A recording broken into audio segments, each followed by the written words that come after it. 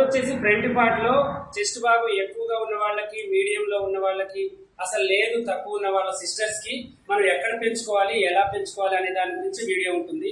ఎందుకంటే ప్రతి చిన్న విషయానికి కూడా ఏ టైలర్ని అడగాలి, ఎక్కడికి వెళ్ళాలి, ఈ ప్రాబ్లం ఎక్కడ దొరుకుతుంది, అసలు ఈ చిన్న ప్రాబ్లమ్స్ ఎవరు చెప్తారు మాకు అనేది ఇబ్బంది లేకుండా మన ఛానల్లో ప్రతి ఒక్క ప్రాబ్లం గురించి బ్లౌజ్ కు సంబంధించిన అన్ని కూడా దొరుకుతాయి. మమ్మల్ని ఫాలో అవుతూ ఉండండి. ఇప్పుడు ఆ టిప్ ఎలా, చాలా సింపుల్ టిప్, చాలా చిన్నది, ఎలా పెంచాలో నేను చూపిస్తాను రండి.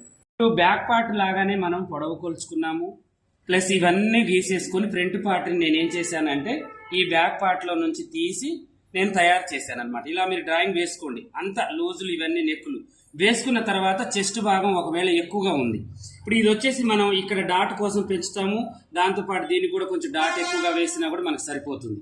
ఇప్పుడు ఉన్న పళంగా దీనికి ఎంత లూజ్ ఉందో అంత లూజ్ మనం పెట్టేస్తే ఒక 1 ఇంచ్ అంటే అసలు చెస్ట్ తక్కువగా ఉన్న వాళ్ళకి, అసలు లేదు అనుకునే వాళ్ళకి ఇది సరిపోతుంది. కానీ ఇంకా కొంచెం మీడియం చెస్ట్, ఇంకా కొంచెం హెవీ చెస్ట్ ఉన్న సిస్టర్స్కి మనం చేయాల్సింది ఏంటి అంటే మీరు ఇక్కడ ఎక్కడ ఏది ముట్టుకోవద్దు, ఇటు సైడ్ ముట్టుకోవాలన్నమాట. అంటే ఫస్ట్ ఇది ఉన్న పళంగా మనం ఇలా చేసాం కదా, ఇక్కడ నుంచి మీరు ఏం చేయాలంటే ఇక్కడ పెంచాల్సిన అవసరం లేదు, ఇక్కడ నుంచి చిన్నగా చూడండి 1 ఇంచ్ ఇక్కడ పెంచాలి. ఇది మీడియం చెస్ట్ వాళ్ళకి, తర్వాతకి ఇంకా హెవీ చెస్ట్ ఉన్న వాళ్ళకి ఇంకా ఇక్కడ కొంచెం ఇలా పెంచుకోవాలి.